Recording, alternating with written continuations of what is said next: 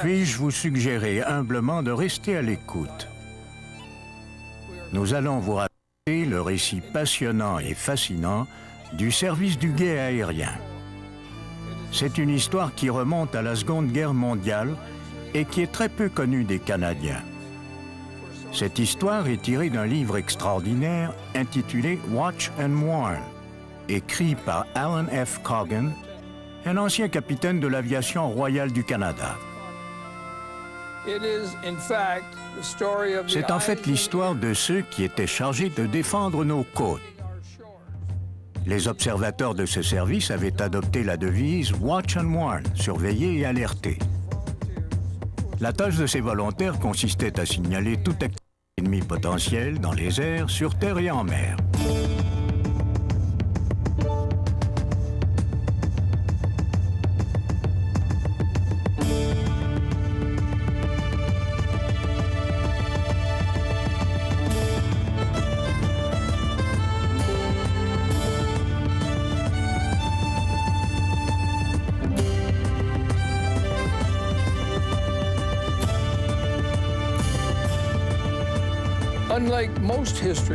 Contrairement à bien des récits, le livre d'Alan Coggan évoque des tableaux saisissants. Par exemple, celui de sous-marins allemands, d'espions allemands qui débarquent sur nos côtes dans des canots de sauvetage. Combien de Canadiens savent que durant la Seconde Guerre mondiale, les Allemands avaient établi une unité de détection radio qui diffusait des bulletins météo destinés à leurs navires en mer? Et que dire des ballons de feu japonais? Combien de Canadiens savent que si ce plan avait été couronné de succès, près de la moitié des forêts au nord d'Edmonton auraient brûlé?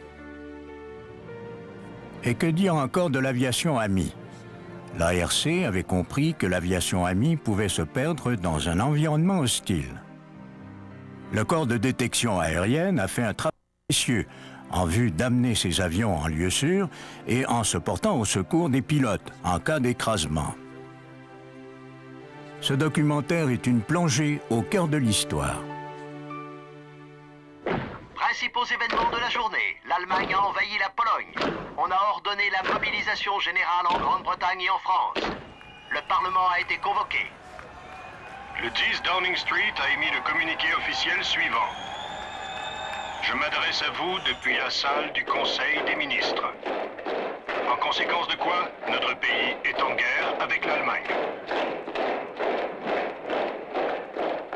Dès le déclenchement de la guerre, les Canadiens comprennent que l'aviation ennemie pourrait pénétrer dans l'espace aérien domestique sans être détectée.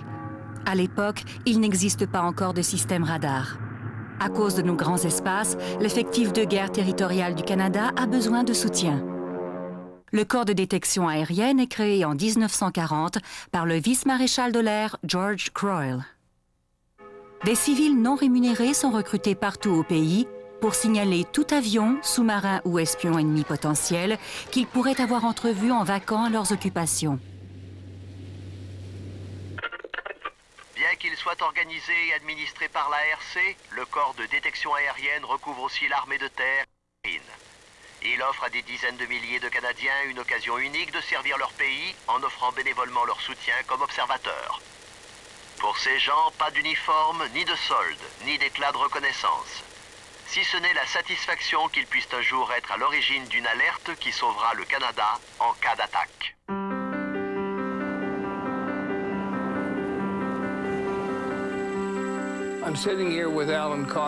Je suis ici avec Alan Coggan, l'auteur de Watch and Warn, et nous profitons de cette occasion pour passer en revue certains documents sur l'histoire du corps de détection aérienne auquel son livre est consacré.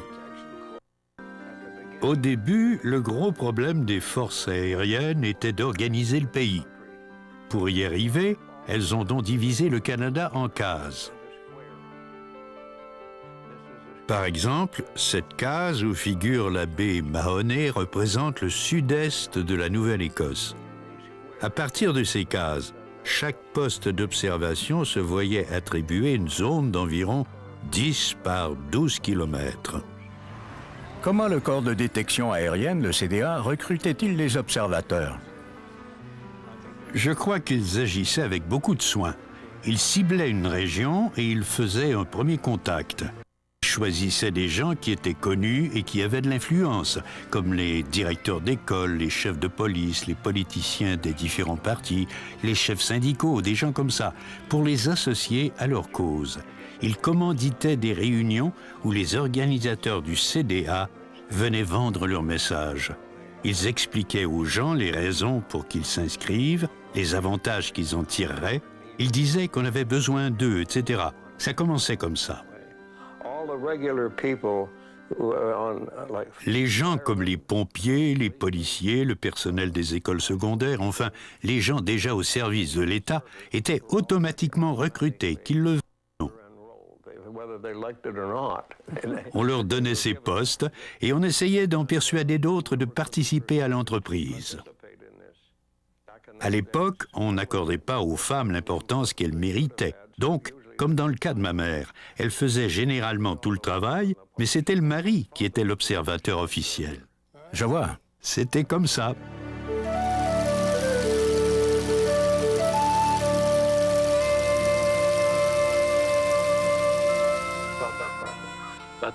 Comme je dis, si on pouvait seulement remonter dans le temps.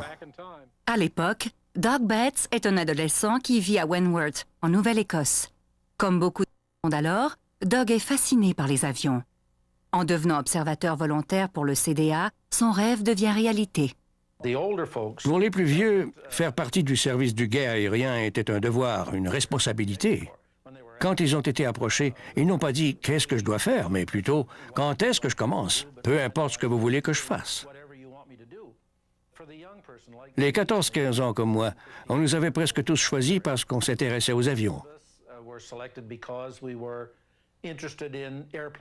Et pour nous, se faire proposer de devenir observateur, c'était la crème de la crème, comme on dit. Quand j'étais en police, j'étais persuadé que je faisais partie des forces aériennes, comme les vrais de vrais.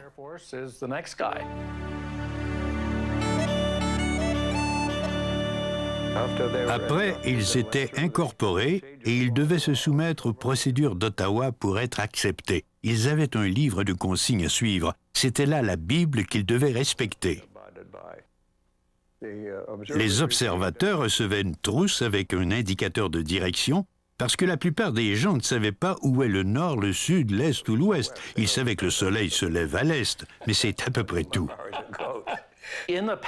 Dans la trousse qu'on nous envoyait, il y avait une petite rose des vents. Mais pour moi, ce n'était pas idéal. Donc, je me suis fabriqué ma propre boussole. Elle avait un support et tout. Je l'emmenais avec moi, je l'installais, et hop, ça y était. OK, les avions, où êtes-vous? Elle marchait bien, d'ailleurs. Je voulais être super précis. Et quand je disais nord-ouest, c'était nord-ouest, en plein dans le mille. Les observateurs devaient noter sur ces feuilles tout ce qu'ils voyaient ou entendaient. Il y avait le nom de code du poste d'observation, ce qui avait été vu ou entendu, la direction de l'appareil, la distance entre les avions et le poste d'observation en milles, Tout ça. la localisation par rapport au poste d'observation, le nombre d'avions, leur altitude, basse, moyenne ou haute, le type d'appareil, monomoteur, bimoteur, trimoteur, quadrimoteur, monoplace ou biplace, l'heure d'observation et une colonne pour noter tout ce qui était inhabituel, proximité d'un sous-marin ou site d'écrasement. Les lignes étaient souvent partagées. On pouvait avoir jusqu'à 5, 10 téléphones différents sur la ligne. Il y avait une entente avec les opératrices. Dès qu'un de ces appels entrait, il était prioritaire sur tout le reste. Il n'y avait pas de cellulaire à l'époque. Il fallait tourner la manivelle, parler à l'opératrice en espérant qu'elle ne soit pas endormie en plaçant ses appels. Continuons. Quand on devenait habitué à la procédure, c'était relativement facile et rapide. Il fallait juste remplir ça et se ruer sur un téléphone avec le message. Ou demander à un jeune du coin de pédaler en vélo jusqu'au téléphone le plus proche. Tout le monde s'y mettait, ça devenait une affaire de famille. J'ai en tête l'exemple d'un groupe pas très loin d'ici. Tous les gens le long de la route partageaient la même ligne. Ils étaient 6 familles et chacune faisait une journée d'observation par semaine. Ça alors? C'était une action collective. Ne me dis pas que les gens sur le front intérieur n'étaient pas occupés. Oh que si, ils l'étaient. Mes heures de service variaient. À l'école, par exemple, ils savaient que j'étais pris entre 4 et 5 tous les jours. Il fallait que je rappelle au professeur que je devais être chez moi pour 4 heures. Elle m'excusait et on venait me chercher en camion pour que je fasse mon travail d'observation.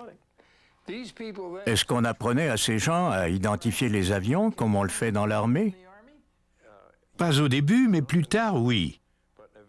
On les envoyait dans les aérodromes les plus proches de chez eux, disons soit à Bagotville ou à Stanley en Nouvelle-Écosse, ou à Moncton, à Greenwood, etc. C'était un jour important pour eux, et de grand bonheur parce qu'ils pouvaient enfin voir de vrais appareils au sol.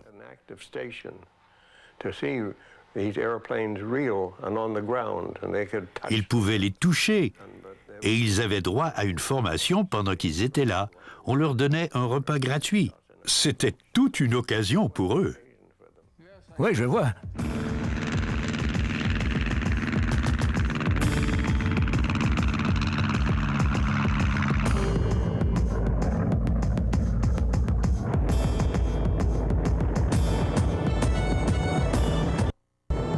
C'était vraiment chouette. Jeune, comme je l'ai dit, j'étais passionné par l'aviation militaire. Et je me souviens être allé à la base de DeBert pour voir les gars déambuler dans leurs uniformes bleus. Ouais, ils portaient... Et après, moi, je suis dans le service du guet aérien. Moi aussi, je m'y connais en avion. Je sais ce que c'est qu'un Mosquito, je sais ce que c'est qu'un Harvard, je sais ce que c'est qu'un Nansen. Un jour, je me souviens, j'ai rapporté des bombardiers tri, quadrimoteurs, et dans la colonne des remarques, j'ai inscrit B-17. Moins d'une demi-heure après, je reçois un appel. « C'est vous, Delta 86? C'est vous qui avez signalé des B-17? » J'ai répondu « Oui. » Avec le recul, je me dis qu'ils allaient probablement à Terre-Neuve, compte tenu de leur direction. Ils allaient vers le nord-est. Il a dit « Comment savez-vous qu'il s'agissait de B-17? » J'ai dit « Tout d'abord, ils ne volaient pas très haut. Deuxièmement, ils avaient la queue classique des Boeing. Ils avaient des moteurs en étoile et blablabla. Et il a dit « OK, ça a bien l'air de B-17. » Il m'a remercié, il a raccroché. Les rapports des observateurs sont d'abord transmis par téléphone, télégraphe ou sans fil à la salle des opérations ou à une station de pré-triage. Celle-ci est gérée par le personnel de l'ARC qui communique les rapports au centre principal. Fern Falardeau de Québec s'est engagé dans l'ARC à 18 ans. Pendant quelque temps, il a travaillé pour 2 $ par jour dans une de ces salles des opérations à la base aérienne de Chatham, au Nouveau-Brunswick. On répondait aux appels des observateurs, des civils de partout au pays. Chaque fois qu'ils apercevaient un avion ou quoi que ce soit, ils nous alertaient. Chatham était un endroit très animé. On avait des informations sur nos avions qui exécutaient leurs manœuvres de routine. Et donc, chaque fois qu'un observateur rapportait la présence d'un appareil, prenait le message. Et si on savait que nos avions volaient dans cette région, on ne faisait rien. Mais tout ce qui nous semblait suspect, on le communiquait au grand centre de Halifax, qui évaluait alors si c'était un appareil ami ou ennemi. Ces volontaires étaient efficaces, autant que je me souvienne. Ils étaient une sorte de radar vivant. Appelons ça comme ça, oui. Un radar vivant. Une vraie personne qui rapportait des faits. Donc, l'observateur est témoin de ce qui semble être un écrasement, disons à 20 km au sud. Il transmet cette information au centre d'appel. Qu'est-il ensuite? L'employé du centre de triage va transférer l'information sur la grande carte topographique, indiquer à l'intérieur de la grille l'endroit exact du lieu de l'écrasement par rapport aux autres secteurs de la région. Puis, elle alerte soit la marine, soit recherche et sauvetage, soit les forces aériennes ou n'importe quelle autre équipe d'intervention qui va se rendre sur le site pour voir ce qui s'est vraiment passé et agir en conséquence. Très bien. Maintenant, tu mentionnes brièvement dans ton livre la salle des opérations. Tu dis qu'elle était organisée selon le même principe que pour la Angleterre. Oui, c'est vrai. Juste ciel. C'est en gros ce à quoi ressemblait un centre de triage. C'était quand même moins dramatique. Le danger et les risques ne pouvaient pas vraiment se comparer aux conditions de la bataille d'Angleterre, avec les bombardiers et les chasseurs qui fondaient sur nous. À moins d'être assis dans un avion qui vient de s'écraser en plein dans la neige. Oui.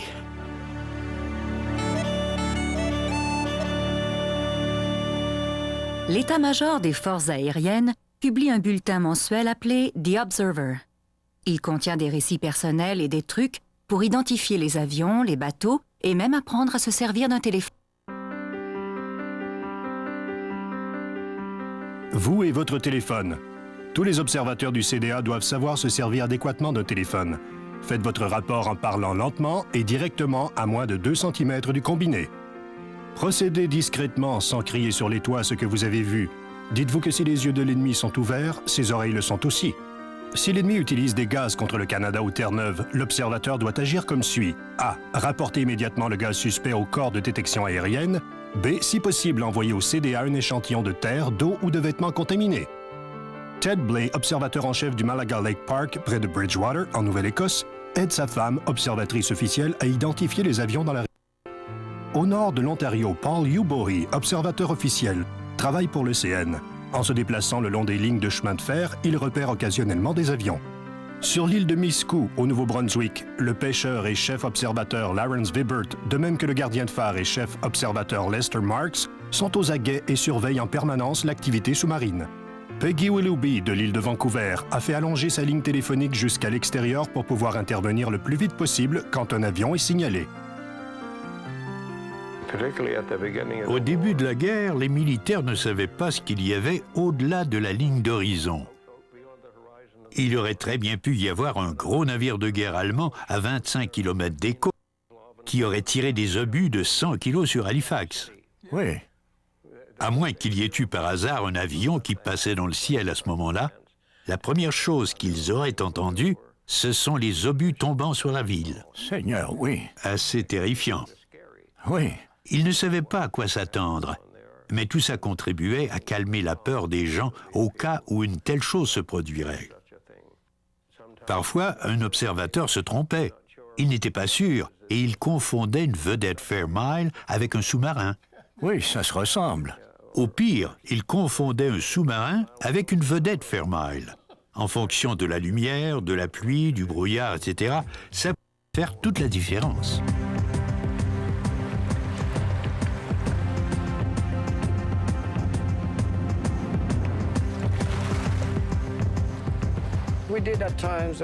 On recevait parfois des signalements fictifs ou des signalements de prétendus ennemis.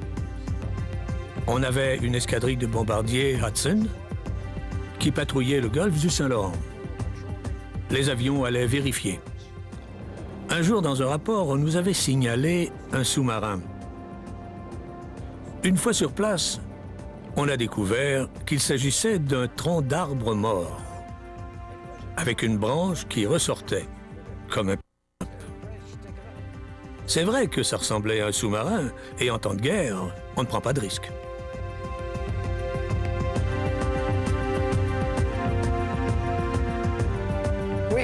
Dans un autre rapport, on avait aussi entendu parler d'un nouveau bombardier allemand à l'allure bizarre qui aurait soi-disant traversé l'Atlantique. Certains observateurs avaient repéré un avion et il ressemblait à ce bombardier très particulier dont la description avait été communiquée à la ronde, de façon à ce que les gens sachent à quoi s'attendre. Or, l'enquête a conclu qu'il s'agissait d'un hydravion dont on ne voyait qu'un seul moteur quand il volait à un certain angle. C'est vrai que si on regarde cet avion, il ressemblait un peu au bombardier allemand. L'engin a été rapporté, mais il s'est avéré au bout du compte que c'était un avion ami, un des nôtres.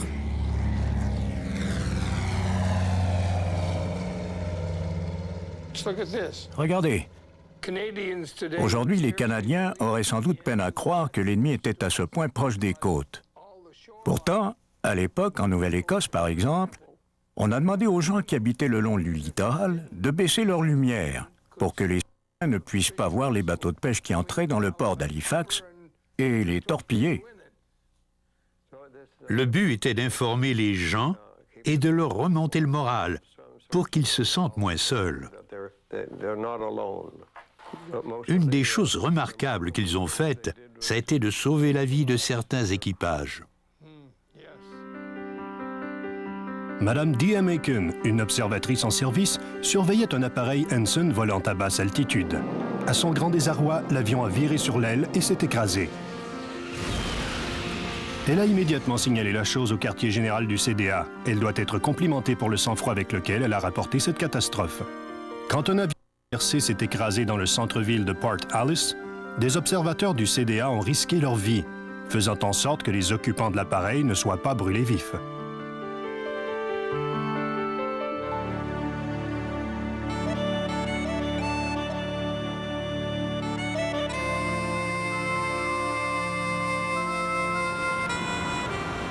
À mesure que la guerre progresse, la menace ennemie ne vient plus de l'air, mais de la mer. Les observateurs les plus efficaces sont les pêcheurs. Ils sont d'emblée considérés comme des observateurs chevronnés et leur aide est très précieuse pour le corps de détection aérienne. Sans force adéquate pour surveiller nos côtes, les seules personnes disponibles de façon permanente étaient les pêcheurs. Ils s'aventuraient parfois à plusieurs kilomètres des côtes et ils restaient en pleine mer toute la nuit, sinon plus, dépendamment du succès de la pêche. Mais en mer, beaucoup de choses peuvent prêter à confusion et ne pas être ce qu'elles semblent être. On peut très bien confondre une baleine et un bateau. Les pêcheurs, eux, savaient reconnaître les navires à leur bruit et à leur forme, dans le brouillard ou à travers les rafales de pluie, etc.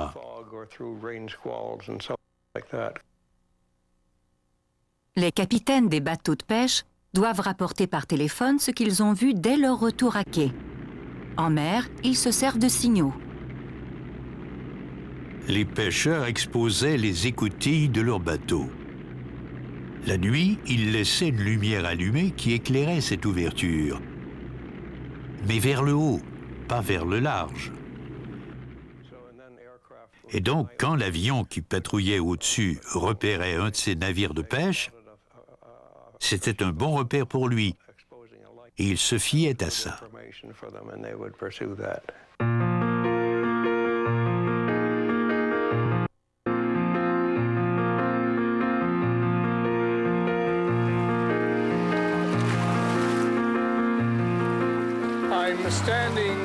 Je suis sur la côte est de la province de la Nouvelle-Écosse. Si des agents étrangers voulaient faire une incursion chez nous, c'est probablement une des zones par lesquelles ils pénétreraient. En accostant ici, les espions allemands auraient pu remonter la région du Saint-Laurent et de là espionner les bateaux, voire même remonter aussi loin que les villes de Québec et Montréal. Les observateurs du service du guet aérien étaient donc notre première ligne de défense.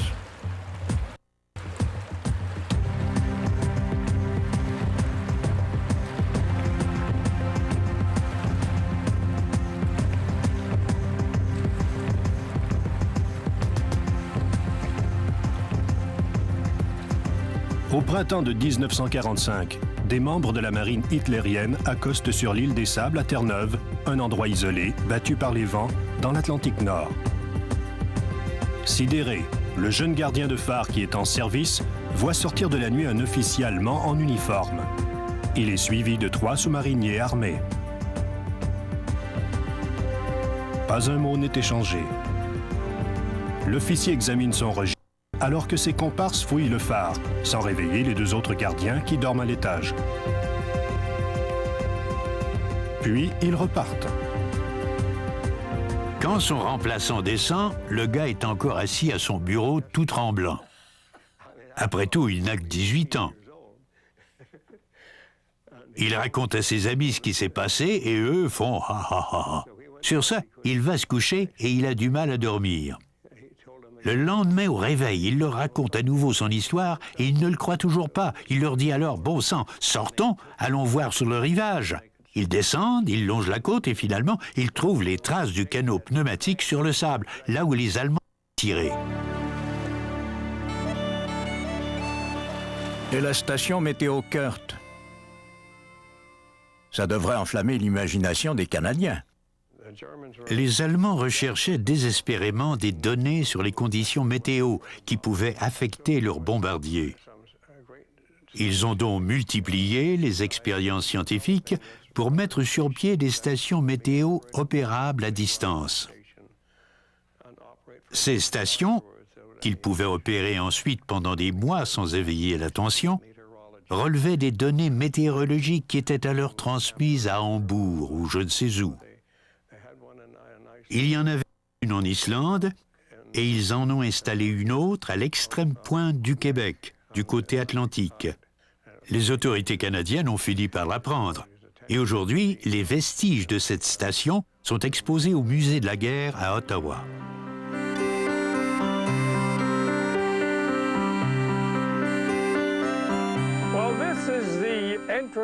Voici l'entrée du port d'Halifax. On imagine facilement les mesures de sécurité qui étaient nécessaires. Un saboteur pouvait très bien arriver jusqu'ici avec un peu d'armement, soit des bombes, soit autre chose, et perturber le trafic maritime pendant des semaines s'il le voulait.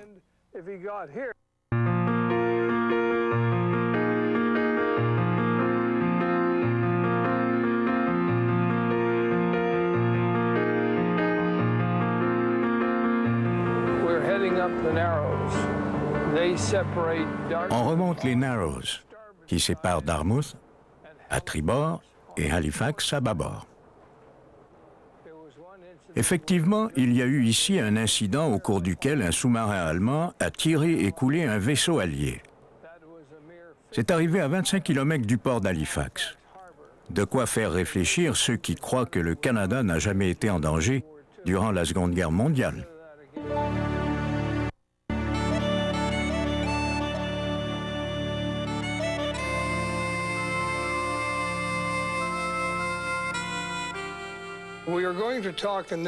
Maintenant, nous allons parler de la guerre au moment où l'ennemi s'est approché des côtes du Canada par le golfe du Saint-Laurent. On a ici une carte qui montre le nombre de bateaux qui ont été coulés par des sous-marins allemands. Bien des Canadiens, aujourd'hui encore, ne croient pas que les Allemands sont venus, disons, à 2 pas de la côte de Gaspé. Sur l'un des murs, on avait un tableau noir affichant tous les renseignements sur les convois qui quittaient le Canada pour l'Europe. Leur position, leur vitesse, le nombre de navires et tout le reste. L'information était là. Elle faisait partie de la salle des opérations. Ce fut une période cruciale. Il y avait alors je ne sais combien de sous-marins allemands dans l'Atlantique et on a perdu de nombreux bateaux qui effectuaient la traversée.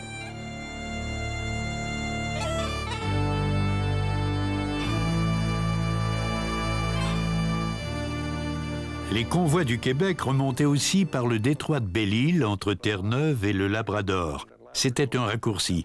Ils remontaient et ils passaient au sud du Groenland et au sud de l'Islande, avant probablement de faire route vers la Russie, dépendamment de leur destination. Dès qu'ils ont eu des sous-marins à plus longue portée, les Allemands en ont profité et ils sont partis en chasse. Et c'est là que la plupart de nos navires ont été coulés. À partir de l'été 1942, les sous-marins allemands engagent une guerre de terreur, mettant en danger le transport de troupes et les cargaisons, contribution à l'effort de guerre en Europe. 23 bateaux sont coulés dans le Golfe, entraînant la mort de plus de 300 marins et civils. L'attaque la plus proche a lieu à moins de 13 km de la péninsule gaspésienne.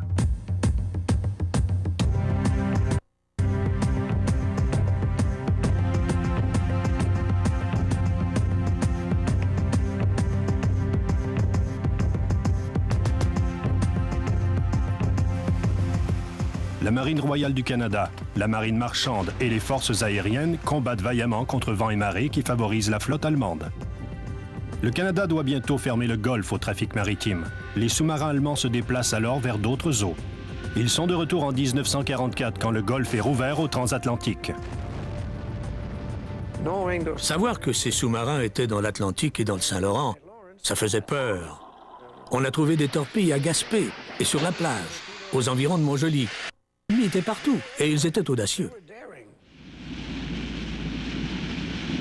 Malgré les attaques des sous-marins dans le fleuve et le golfe du Saint-Laurent, les phares maintiennent leurs opérations de surveillance pour la sécurité des navires. L'ancien gardien Rémi Ferguson nous raconte comment la Défense nationale procédait. On recevait des messages radio qui étaient codés. Il disait « Note au gardien de phare, instruction A pour Alphonse ». Cela voulait dire de garder le phare opérationnel. S'il disait B pour bonbon, cela voulait dire qu'il y avait du danger au large, un sous-marin ou autre. On éteignait alors le phare jusqu'à nouvel ordre. Ce message était répété 3 ou 4 fois par jour. Des mesures strictes sont imposées dans toute la péninsule gaspésienne pour empêcher l'ennemi de détecter les sources de lumière qui permettraient aux sous-marins allemands de se guider dans les eaux canadiennes. Madame Alexandrine Baudouin nous raconte qu'il était interdit d'allumer les lumières dans les maisons avant d'avoir tiré les rideaux. On devait se déplacer dans les édifices avec des lanternes invisibles depuis la mer. Les autorités avaient aussi ordonné que l'on éteigne les lampadaires dans les rues et qu'on recouvre les fenêtres et les éclairages de la gare. La partie supérieure des phares des voitures devait être obscurcie par un demi-cercle de peinture noire. Le CDA fait monter des milliers de kilomètres de lignes téléphoniques dans la région de Gaspé-Québec. De nouveaux téléphones sont installés et de plus en plus d'observateurs volontaires sont recrutés. Ces aménagements dans l'urgence et ces mesures de sécurité accrues sont une réponse au fait que la guerre en Europe se rapproche dangereusement de nos côtes.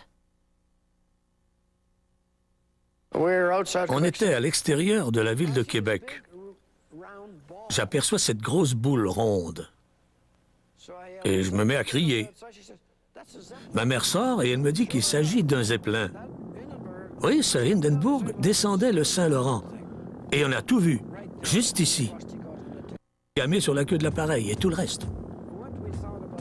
Ce qu'on a pensé, c'est que des gens prenaient des photos à bord de ce dirigeable allemand qui se déplaçait au-dessus du nord de l'Amérique et jusqu'aux États-Unis.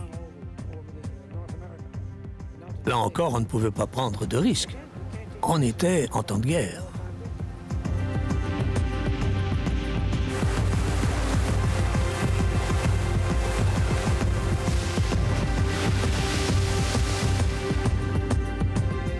Dans la nuit du 8 novembre 1942, l'espion nazi Werner Janowski est déposé par un sous-marin sur la côte au sud de Gaspé. Il a accosté dans un canot pneumatique et il avait un équipement radio sur lui. Il marchait le matin quand un homme qui rentrait du travail l'a pris en voiture. Il voulait aller à l'hôtel de New Carlisle. Certains membres de la famille qui possèdent l'hôtel sont des observateurs volontaires. Ils se méfient immédiatement de l'étranger. L'homme reste quelques jours, puis il prend un billet de train pour Montréal. Le père de cette famille, qui avait été marin, trouvait qu'il y avait quelque chose de louche chez ce type. Il disait qu'il sentait le moteur diesel, ce qui était souvent le cas des sous-mariniers. Ces hommes gardaient une sorte d'odeur d'humidité sur eux, du fait d'avoir été enfermés pendant une quinzaine de jours au fond de submersibles. Dès que le type est parti pour la gare, le fils s'est rué dans la chambre qu'il avait occupée, et là, il a trouvé une boîte, du papier, des allumettes fabriquées en Belgique et un paquet de cigarettes vides qui, lui aussi, bon Dieu, venait d'Europe. Il a tout de suite alerté la police. Quand la police arrête Janowski, elle trouve dans sa valise un émetteur radio, un revolver et d'autres objets suspects. Janowski passe aux aveux et il devient un agent double.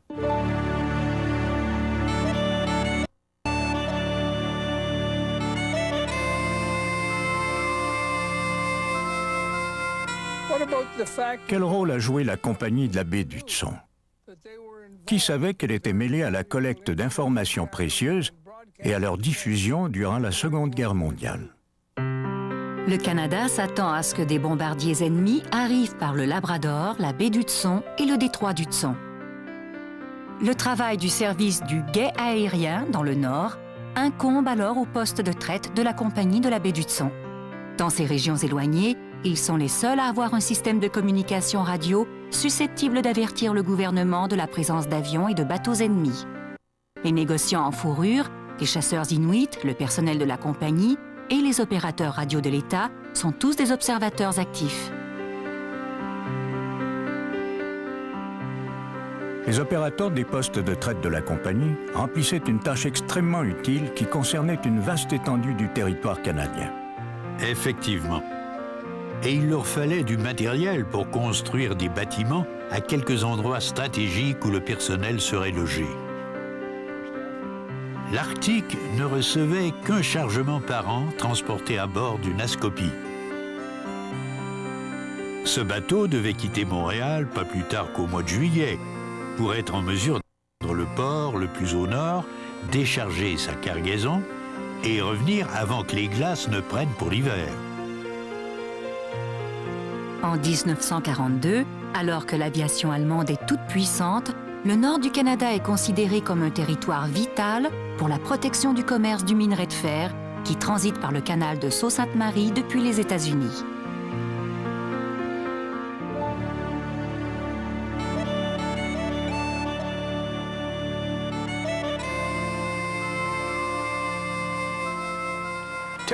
Parle-nous de Sault-Sainte-Marie. Beaucoup de gens seront surpris. Ils ignorent que le service du guet aérien était très actif dans cette région. Les Américains craignaient que le canal de Sault-Sainte-Marie ne soit bloqué parce que tout le minerai de fer de la chaîne de Massabi au Michigan transitait vers l'extrême sud du lac supérieur par les écluses de Sault-Sainte-Marie à destination des aciéries de Pittsburgh et de New York.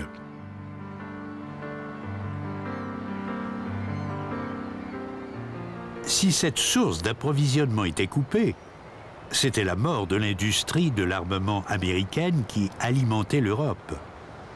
Après Pearl Harbor, il y avait de la colère dans l'air. La garde navale de 2 ou 3 États du Sud a alors été envoyée pour assurer la défense aérienne.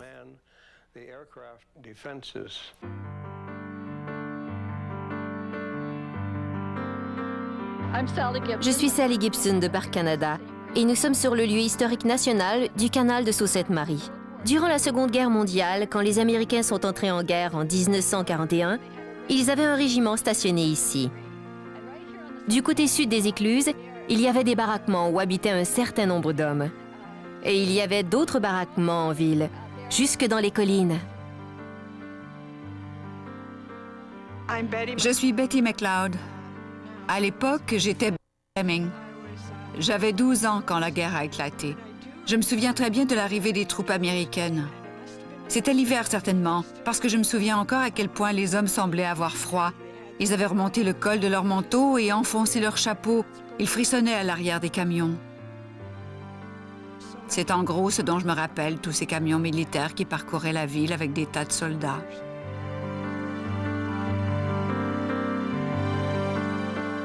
On redoutait les sabotages ici, au canal de Sault-Sainte-Marie. Des énormes ballons de barrage étaient placés à l'extrémité des écluses.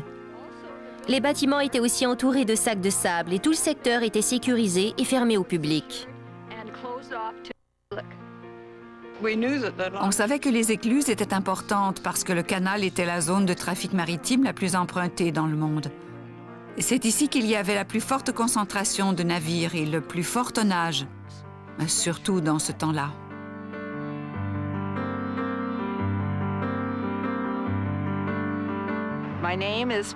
Je m'appelle Betty Bridge. À l'époque de la Seconde Guerre mondiale, je m'appelais Betty Ferguson et j'avais environ 16 ans. Chaque morceau de gazon suffisamment grand, chaque terrain de jeu, le moindre terrain vague était réquisitionné soit pour un ballon de barrage, soit pour une batterie anti-aérienne et son projecteur.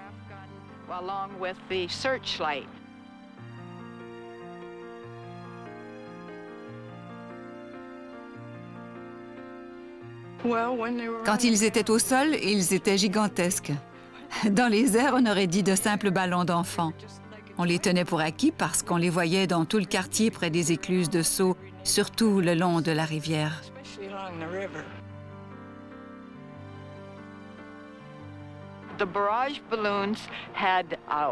Les ballons de barrage avaient une amarre en acier qui cassait de temps en temps. On a vu plusieurs ballons s'envoler et c'était plutôt amusant de les voir dériver dans le vent.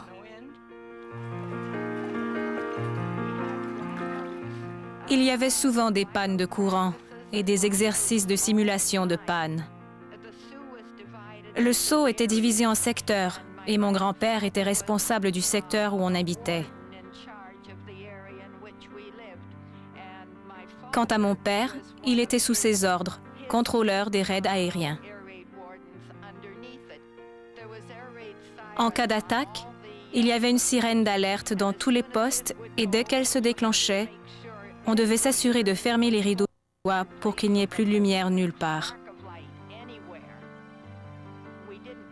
On ne sortait pas beaucoup le soir, si ce n'est pour aller chez un voisin et c'était tout. On était sous haute surveillance.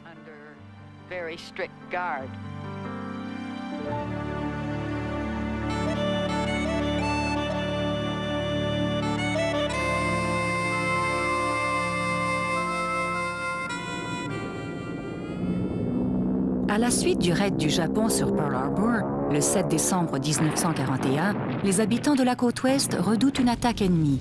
Cette crainte s'intensifie après l'envahissement des îles Aléoutiennes près de l'Alaska.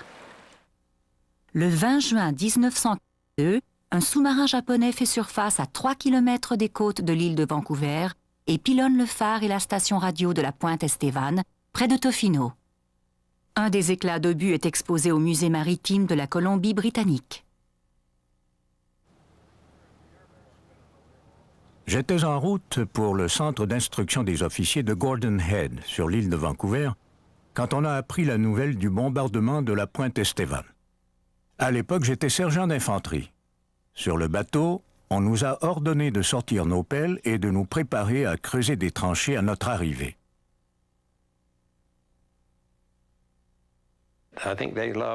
Je crois qu'ils ont lancé 10 ou 20 obus sans atteindre leur but.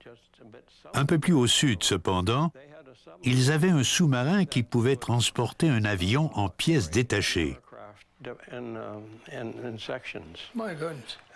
Et ils l'ont utilisé et ils ont attaqué une raffinerie de pétrole ou quelque chose du genre à 2 ou 3 reprises. Je crois qu'ils avaient 2 ou 3 de ces sous-marins, mais je ne pense pas qu'ils aient causé beaucoup de dégâts. Malgré le peu de dommages, le Canada a bel et bien été la cible des attaques hostiles de l'ennemi. Les membres du corps de détection aérienne en Colombie-Britannique sont sur un pied d'alerte. Neil McDougall a 15 ans à l'époque. Les maquettes d'avions sont son passe-temps favori. C'est cette passion qui le qualifie pour devenir chef observateur dans sa ville natale d'Abbotsford. J'ai été nommé d'emblée chef observateur, sans doute parce qu'ils n'ont trouvé personne d'autre. Et aussi parce que j'apprenais au cadet de l'armée à identifier les avions. Je m'intéressais aux avions depuis des années et j'étais enthousiaste à l'idée de pouvoir faire quelque chose d'intéressant et d'utile. Ma première tâche en tant que chef observateur a été de trouver des volontaires. Il m'a fallu faire des démarches pour recruter. Je ne connaissais pas beaucoup de personnes qui étaient à faire ça. Je me suis donc fié aux relations de mes parents et j'ai demandé aux gens s'ils voulaient s'engager. Et la plupart ont accepté. La première recrue de Neil McDougall est sa mère. La maison familiale devient alors le quartier général du secteur. Neil enfourche sa bicyclette pour aller de maison en maison recruter des volontaires. À partir d'images sur une affiche, il leur apprend à reconnaître les avions japonais et alliés. Il assigne aussi à chaque observateur un temps de service. Après ça, les recrues sont livrées à elles-mêmes. En Colombie-Britannique, les observateurs étaient surtout le long de la côte et la priorité consistait à mettre en place de détection depuis la frontière de l'Alaska jusqu'à Washington. Mais comme la vallée Fraser est un couloir aérien majeur vers l'est et aussi une porte d'entrée pour attaquer les villes américaines de Seattle et de Portland, c'était là un endroit très stratégique pour un poste d'observation. Notre travail principal était d'observer les avions, mais sur la côte, on traquait aussi les navires suspects, les espions susceptibles d'accoster. On donnait des cours aux observateurs, généralement chez eux, et on avait ce genre d'images. Ils devenaient vite très bons pour identifier les avions les plus courants, et certains arrivaient même à en reconnaître un ou deux au son. Et comme les avions franchissaient entre 3 et 6 km à la minute, c'était important alors de laisser ce qu'on était en train de faire et de se ruer pour alerter le centre de triage. La plupart des observateurs avaient 20 à 30 ans de plus que moi, certains même plus de 40 ans. Personne ne semblait se soucier de mon âge.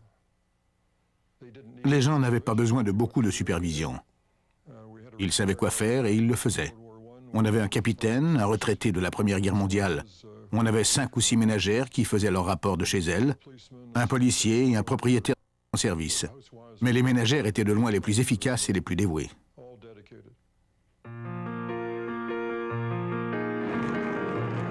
Il n'y a pas assez de chasseurs dans les forces aériennes pour effectuer en permanence des patrouilles le long de la côte. La défense aérienne dépend beaucoup des observateurs pour tout signalement et pistage. Nouvellement formée, la milice de la côte pacifique et ses Rangers est là pour les seconder. Quel groupe extraordinaire! À la base, c'étaient des guerrieros. Et bon sang, il fallait les voir aller. Ils étaient organisés comme des militaires, même s'ils n'étaient pas des soldats. C'étaient des bûcherons, des mineurs, des gens qui travaillaient dans les bois et les montagnes.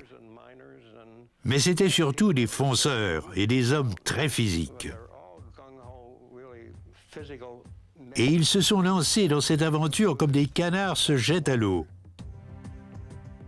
La carabine 30-30 était une bonne arme pour la chasse. Je l'utilisais beaucoup quand j'étais enfant, et c'était leur arme de prédilection. Entre autres choses, ils avaient bourré d'explosifs les pistes forestières et les ponts pour les faire sauter en cas d'invasion japonaise. Ils étaient vraiment fantastiques. Il y avait très peu de bases militaires et de soldats en Colombie-Britannique à l'époque.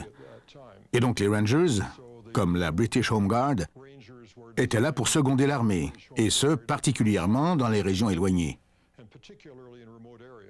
Mais contrairement aux gars de la Home Guard, c'étaient surtout des bûcherons, des chasseurs, des hommes d'extérieur très doués et terre à terre. Des gars à l'aise avec les armes et la vie en pleine nature. Ils travaillaient avec le corps de détection aérienne. Ils nous transmettaient les signalements ou ils rapportaient ce qu'ils avaient vu au centre de triage.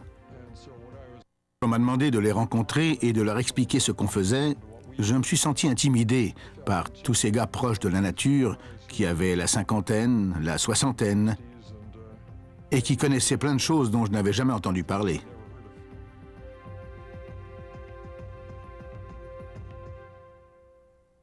Les stratèges japonais n'ont pas de bombardiers à longue portée capables d'atteindre l'Amérique du Nord. En 1944, ils inventent une arme inusitée. Parle-nous des ballons de papier des Japonais. C'était une chose incroyable. Un vrai truc de science-fiction. Les Japonais avaient découvert quelque chose de très précieux dont on ignorait l'existence. On soupçonnait que quelque chose se passait étant donné que certains de nos bombardiers arrivés en Europe se retrouvaient derrière la frontière est de l'Allemagne et ne pouvaient plus revenir quand ils rebroussaient chemin pour rentrer. Le courant jet. Les Japonais connaissaient ces vents à haute vitesse qui circulent dans la stratosphère. Nous, non, mais eux, oui. Et c'est à partir de ça qu'ils ont pu construire cet engin remarquable. un ballon à air chaud contrôlable à distance qui pouvait maintenir son altitude entre 28 et 32 000 pieds pendant un certain nombre d'heures. Et là, dépendamment de la vitesse du vent, ces ballons lâcheraient des bombes incendiaires qui enflammeraient nos forêts et affecteraient ainsi l'effort de guerre.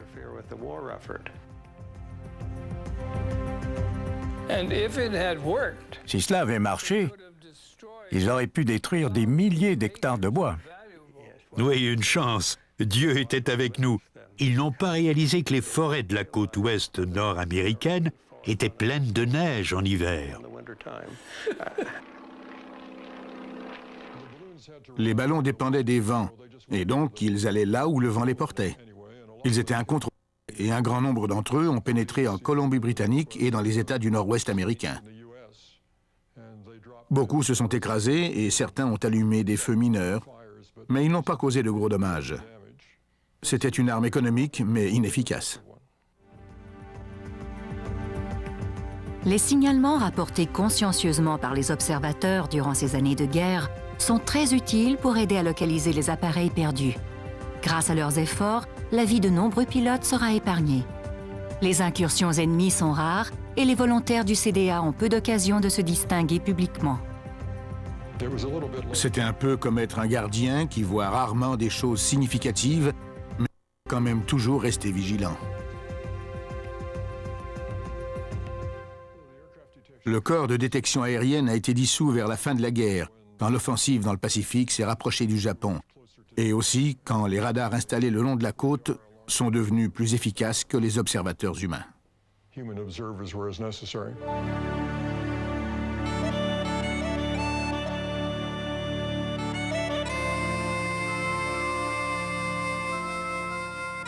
Depuis que j'ai lu le livre, je suis intrigué par le gars qui a écrit cette lettre intitulée « Ai-je été une poire ?»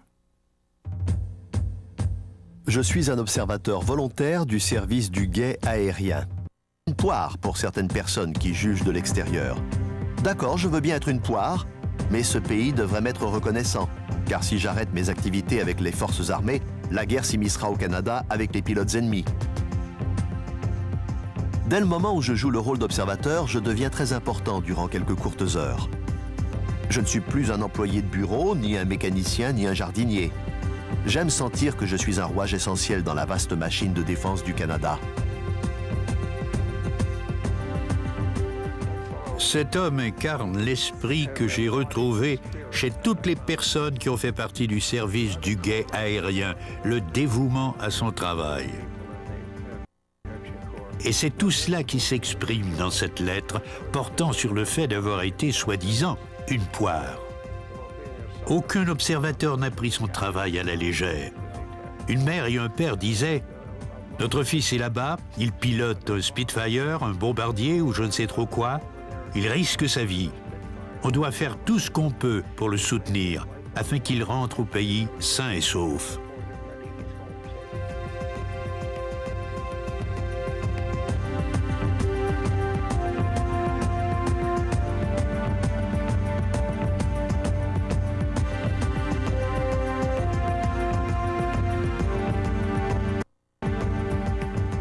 Nous, les observateurs, on savait qu'il y avait un travail à faire et on l'a fait. Les gens de la communauté n'ont rien dit. Ils ne nous ont rien reproché, ils ne nous ont pas félicités et on ne s'attendait pas à ça non plus. Ce travail était un minuscule rouage dans la machine de guerre, mais il était nécessaire à l'époque et je suis heureux de l'avoir fait.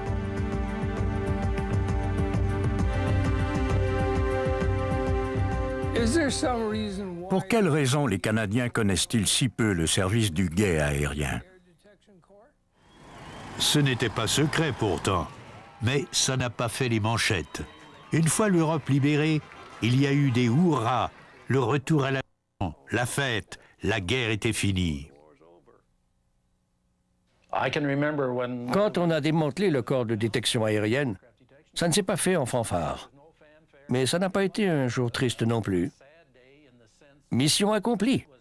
On n'a plus besoin de nous. On a fait notre travail.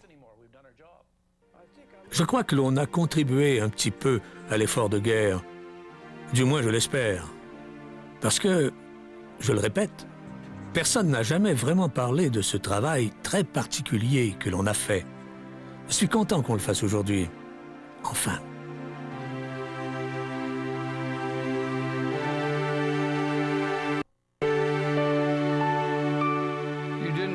Vous n'avez jamais eu d'insigne? On nous a donné un insigne fin 43, début 44. Il nous a été remis en fanfare. Et on l'a tous porté avec énormément de fierté.